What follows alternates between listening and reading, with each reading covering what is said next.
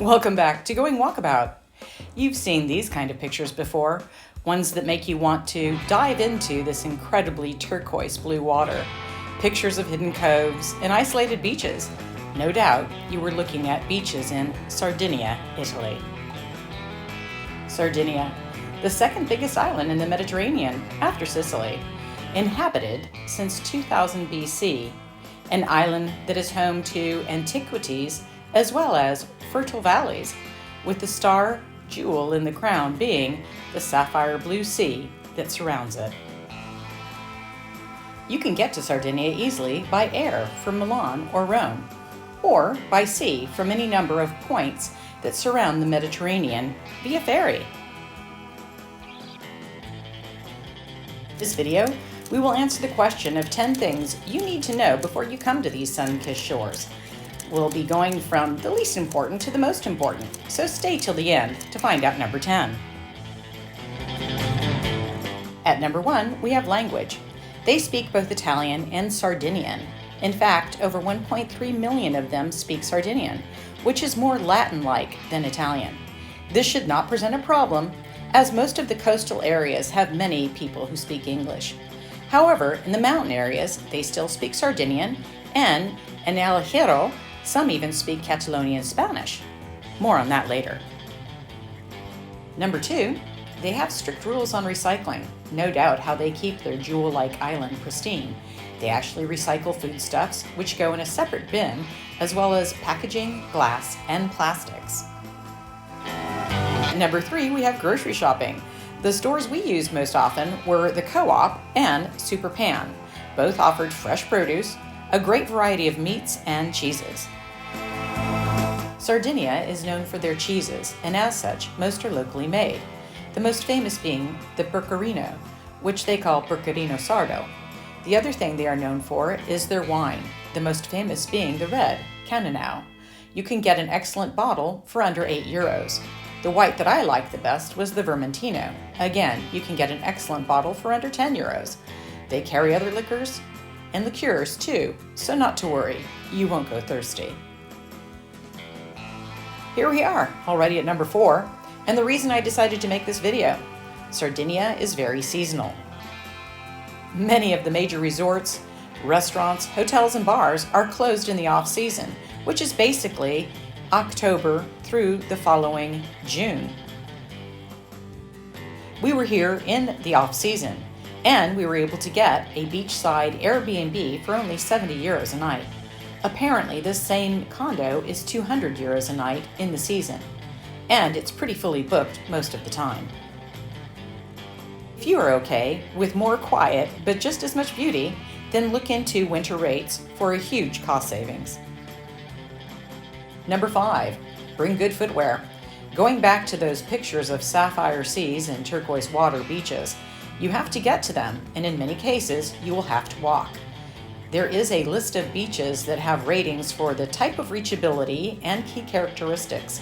Don't take these ratings lightly. You'll find that there is some level of walking or hiking that has to be done no matter which beach you choose. We certainly were able to understand why there are so many boats around.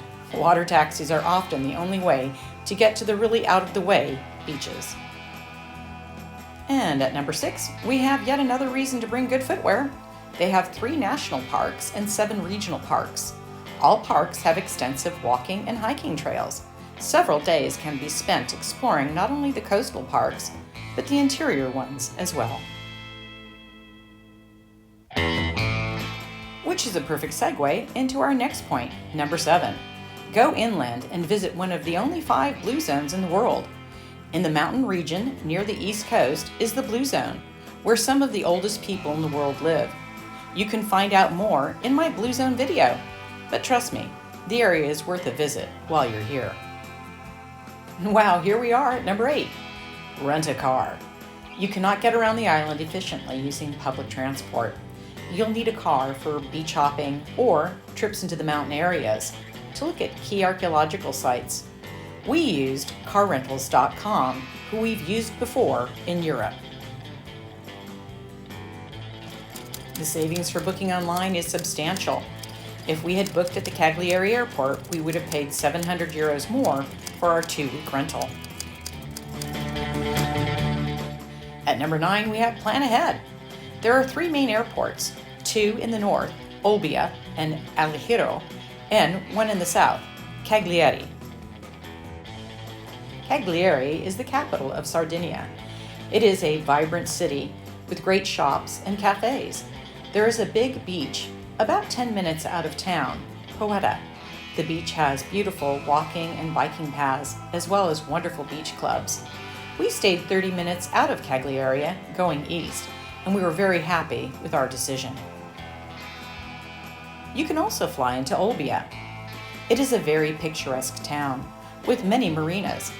However, despite being on the water, there are no beaches in OLBIA, so you'll have to travel at least 30 to 45 minutes on beach days. We got a great hotel in the old town for a couple of nights that worked well for a quick look around. On the west coast is also an older town with echoes going back to the original settlers who were Spanish. Ergo, many still speak Catalonian. There is a beach near town. However, the beaches you would want to spend time at will be a 30 to 40 minute drive away. Here we are at number 10. Stay at least a week or more. We initially booked our Airbnb for 2 weeks, and after a few days, extended our stay to over a month. Sardinia is more like a continent than an island, as it has 7 ecosystems. Trying to explore all of them will take more than a few days. You'll also want to have time to enjoy the Sardinian pastime of eating and watching the world go by. There is magic around every corner and on every beach. We hope this list will help you have a successful trip to this enchanting island. Please consider giving us a thumbs up, or better yet, subscribe. If you like this video, you may also enjoy Milan Lake Como, should you go off season, or Sardinian Blue Zone. For now, arrivederci.